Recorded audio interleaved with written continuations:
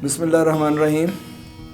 आज से चंद साल पहले तक ब्रॉयलर के बारे में लोगों ने बड़े मिसकंसेप्ट किए, ख़ास तौर पे ख़वातीन के लिहाज से गायनेकोलॉजी के प्रॉब्लम बहुत ज़्यादा बयान किए गए कि ये चिकन खाने से ऐसे हो जाता है, ऐसे हो जाता है। अच्छा, मैंने 2-4 डॉक्टर हजरात जो गायनेकोलॉजिस्ट जो मेरे रिलेटिव भी थी और कुछ वैसे जानने वाली थी, जब उनसे बात की तो सब ने इसको नलीफाई किया। तो मेरी बड़ी ख्वाहिश थी कि वो आके इसके बारे में सोशल मीडिया पर बयान करें, लेकिन शायद लोग रिलक्टेंट थे। मैंने उनसे पूरी कंप्लीट गाइडेंस ली। गाइडेंस लेने के बाद मैंने पूरा वो पीसीओडी को समझा और उसके बाद मैंने आगे ख़ुद इसके बारे में बयान दे दिया ना। तो उसके बाद फिर आपने देखा कि सोशल मीडिया पर बड़े डॉक्टर्स ने इस बात को गलत साबित किया कि मुर्गी खाने से तो ये बीमारी हो जाती है या ख़वातीन के चेहरे पे बाल निकल आते हैं। तो आज भी मेरी जो आपके साथ गुफ्तगू का मकसद है कि हम बच्चे की तरबियत और सेहत के हवाले से, मतलब ये दो ऐसे फैक्टर हैं जो मैं कहता हूँ कि सबसे पहले घर से शुरू होते हैं, तरबियत भी और सेहत भी। तरबियत के हवाले से मैं 1-2 वीडियो कर चुका हूँ। सेहत के हवाले से मेरे दिल में 2-3 बातें आ रही हैं। ज़ाहिर है मैं को पीड्स का डॉक्टर तो नहीं हूँ, लेकिन फिर मैंने डॉक्टर से मशवरा किया कि यार हमें क्या करना चाहिए कि एक माँ जो अपने बच्चे को बड़ा सेहतमंद बना सके, क्योंकि जब सेहतमंद दिमाग होगा, सेहतमंद जिस्म होगा तो सेहतमंद दिमाग होगा और वो सोसाइटी में बड़ी अच्छे तरीके से चल सकेगा। तो उन्होंने मुझे बताया कि जी आप मैं बड़ा आपको सेंसिटिव इशू बताता हूँ कि जो आजकल की न्यूली मैरिड गर्ल्स हैं, ये अपने जैसे कहना चाहिए कि मदर फीडिंग को थोड़ा सा रिलक्टेंट होती हैं या इनका नहीं इस तरफ ध्यान जाता भी। तो उसने मुझे बड़ी दिलचस्प बातें बताई। तो मेरा दिल किया कि मैं अपने उन ख़वातीन को जिनकी 2018 में या 2019 में शादी हैं या वो आइंदा माँ बनने वाली हैं, तो उससे भी तो ऐसी ख़वातीन जिनकी शादी जो रिसेंटली हो चुकी है या जिनके 1-2 बेबी हैं जिनकी उम्र 1 साल प्लस माइनस के आती है, ब्रैकेट में आती है, कि वो अपना दूध उनको पिलाना चाहिए। अच्छा, मैंने वैसे ही इंटरेस्टिंग उनसे पूछा तो मुझे उन्होंने 2-4 बड़ी दिलचस्प बातें बताई जो मेरा दिल किया कि हमारी नौजवान बच्चियाँ जिनकी आजकल में शादी होनी है, जिनके 1-2 बच्चे हैं, कि वो क्या करें। उन्होंने मुझे बताया कि देखें जी, ये जो मदर फीडिंग होती है ये एक रिफ्लेक्स एक्शन है और 4 चीज़ों के ऊपर बेस करता है। जो माँ के अंदर तब्दीली आती है या उसकी पहला उसके अंदर फैक्टर से बताया कि जब पैदाइश होती है तो माँ के अंदर सर्टन हार्मोन्स की चेंज आती है। फिर दूसरा उन्होंने बताया कि जब बच्चा सक्शन करता है माँ के दूध की तो उस वक्त रिफ्लेक्सेस उसके तेज़ होते हैं। और तीसरी उन्होंने बात बताई कि जब बच्चा रोता है। और चौथी उन्होंने बात बताई कि जब बच्चे और माँ का लमस या टच आपस में होता है। ये 4 फैक्टर हैं जो कि बच्चे के लिए बड़े ज़रूरी हैं। अब वो कहता होता क्या है कि रोता है तो बच्चे को माई के हवाले कर दिया गया और अगर दूध की तलब आई तो उसके मुंह में दूध की बोतल दे दी गई। कहने से उसकी ये मुराद थी कि माँ को, बल्कि उसने मुझे सूरत बकरा का बताया कि 233 में आए थे जिसमें ये अल्लाह ताला की तरफ से आलमोस्ट हुक्म है कि माँ जो है अपने बच्चे को 2 साल तक जो है वो दूध पिलाए। और उसका देखो नेचुरल कितना फ़ायदा कि 2 साल तक जब माँ अपने बच्चे को दूध पिलाएगी तो वो ओवोल्यूशन ही होगी। तो ये नेचुरल एक प्रोसेस है जिसे हम वो फैमिली प्लानिंग कहते हैं। अल्लाह ताला की तरफ से एक ये हो रहा है कि माँ बच्चे को दूध पिलाएगी। फिर दूसरा उन्होंने बताया कि अगर जब माँ बच्चे को दूध पिलाती है तो देखिए वो दूध सर्दियों में गर्म होगा और गर्मियों में ठंडा होगा। तो कितनी बड़ी सादत है कि वो आपको गर्म करने और दूसरे मामलों में आपको नहीं पड़ना पड़ेगा। और तीसरी उन्होंने बात बताई कि जब बच्चा माँ का दूध पीता है तो हैरान कुन बात थी मेरे लिए भी, हो सकता ख़वातीन को पता हो, कि वो जो उस वक्त फीडिंग करता है वो फीडिंग उस वक्त नहीं होती। वो जो उस वक्त दूध पी रहा होता है वो उससे पिछले वाला दूध जो है वो उसने जब माँ का दूध सक किया होता है तो वो उस वक्त बन रहा है। जब वो पी रहा होता है तो अगली फीडिंग तैयार कर रहा होता है। इसलिए जब माँ बच्चे के दूध के अंदर वक्फा डाल देती है, फिर कहता है माएँ आके मैं शिकायत करती हैं कि जी मेरा मिल्क लेट डाउन नहीं हो रहा, उसकी यही रीज़न होती है कि उन्होंने वो एक आधा उन्होंने को वक्फा डाल दिया होता है जिसकी वजह से वो फिर मिल्क लेट डाउन का प्रोसेस जो है वो ख़त्म हो जाता है। तो मैंने पूछा फिर ऐसे मौक़ों पे क्या करना चाहिए। उसने कहा जी माओं को अगर फ़र्ज़ करें वो वर्किंग वूमेन है तो उनको तो वो पंपिंग के ज़रिए अपना दूध निकाल के फ्रिज में रख लेना चाहिए। अगर वो नहीं भी करती तो पंपिंग वाला अमल जो है वो लेट डाउन के प्रोसेस को इन्हांस करता रहता है। तो अगर माँ शुरू का दूध पिलाए जिसे वो कोलेस्ट्रॉल बोलते हैं, उसके अंदर कहते हैं मैटरनल एंटीबॉडीज़ जो हैं वो बहुत ज़्यादा होती हैं और वो अगर माँ का दूध बच्चे को मैसर हो जाए तो वो बहुत ज़्यादा बीमारियों से बच सकता है।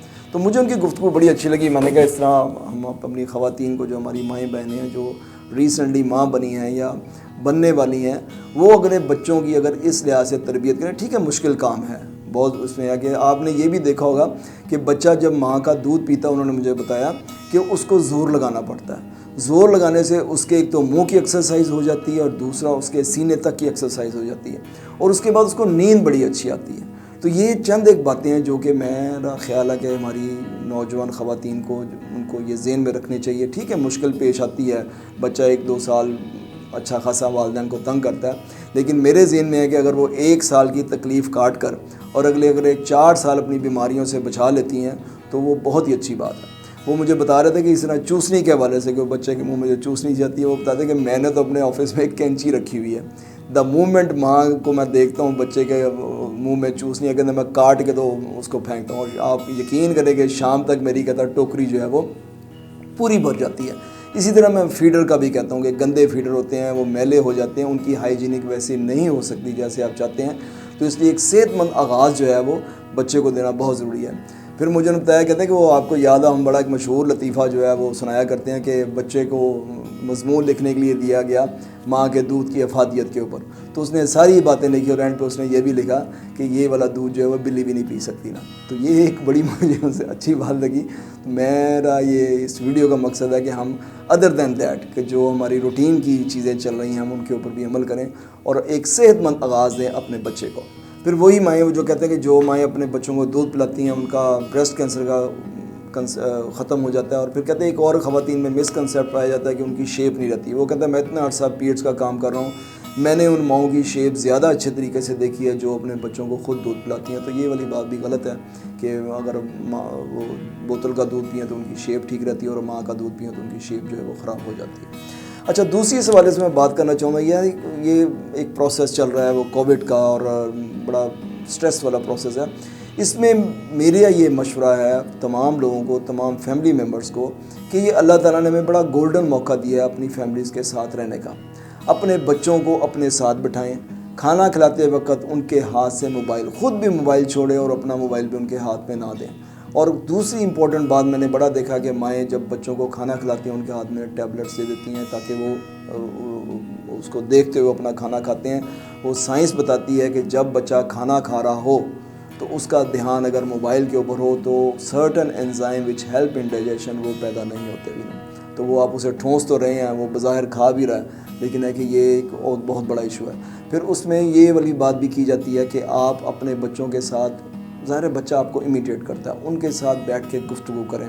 गुफ्तगू करने से, कम्युनिकेट करने से वो आपके चेहरे के उतार चढ़ाव देखता है, आप उसके चेहरे के उतार चढ़ाव देखते हैं और फिर वो ऑब्ज़र्व कर लेता है बच्चा कि मैंने माँ से कौन सी बात कहनी है या अब्बू से कौन सी बात नहीं कहनी भी। तो ये भी एक बहुत ज़रूरी है इस सिचुएशन के दरमियान में कि आप उनको मैक्सिमम अपने साथ जो है टाइम बताएं। उनको अपने नाना नानी, दादा दादी के साथ बिठाएं, उनसे उनकी कहानियाँ वो सुने और उनको वाइट बोर्ड वाली प्रैक्टिस करवाएं। ये बड़ी गोल्डन अपॉर्चुनिटी जो हम इस हवाले से अपने बच्चों की बहुत ज़्यादा इम्प्रूवमेंट कर सकते हैं और अपनी भी इम्प्रूवमेंट कर सकते हैं। अपनी इम्प्रूवमेंट के लिहाज से मैं बार बार कहता हूँ कि स्ट्रेस की कंडीशन में नहीं आने देना, अपने आप को हेल्दी एक्टिविटी में बिज़ी रखें। और हेल्दी एक्टिविटी की जब मैं बात करता हूँ उसमें मेरे नज़दीक बुक्स आती हैं। Books are the most healthiest activities जो कि आपको मसरूफ़ भी रखती हैं और आपके नॉलेज में भी इजाफा करती हैं। क्योंकि जब बच्चे देखें, ये वालिदैन जो हमारे अल्लाह ताला ने हमें नेमत दी हुई है, ये हमारे लिए एक बहुत बड़े पीर और फ़कीर का काम करते हैं। हम जो दूसरे लोगों से कहते हैं कि जो हमारे लिए दुआ करें, तो आपके घर में तो वालिदैन के हवाले से एक इतनी बड़ी हस्ती बैठी हुई है, उनसे आप अपनी दुआ लें। आज आप उनके पास बैठेंगे, उनकी गर्म आगोश से आप दुआएं लेंगे तो कल को उनकी ठंडी कब्र पर हम कम से कम आंसू नहीं बहाएंगे।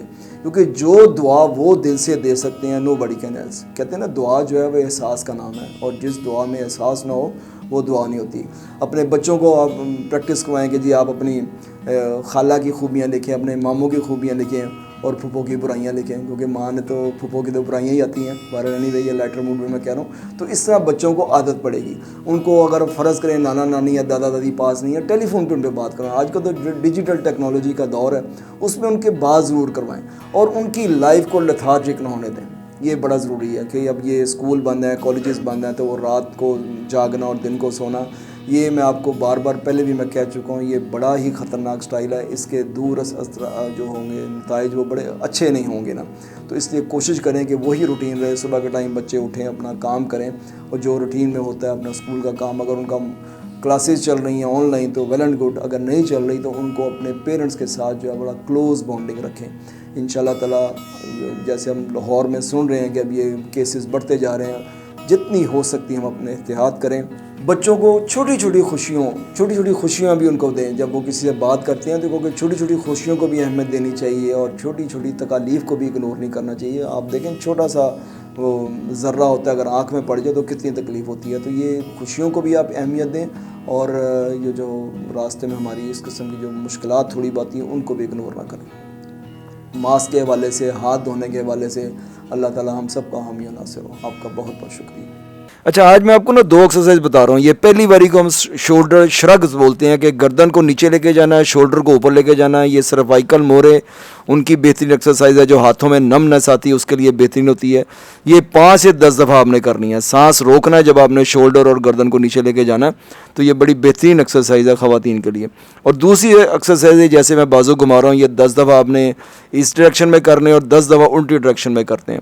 ये फ्रोज़न शोल्डर के लिए बेहतरीन एक्सरसाइज है। ख़वातीन और मर्द हजरात जो भी हैं, बच्चे भी हैं, उनको घर में बैठ के ये एक्सरसाइज जो कर लें, इसके बहुत ज़्यादा इफ़ेक्ट आएंगे आपकी लाइफ के ऊपर। Thank you.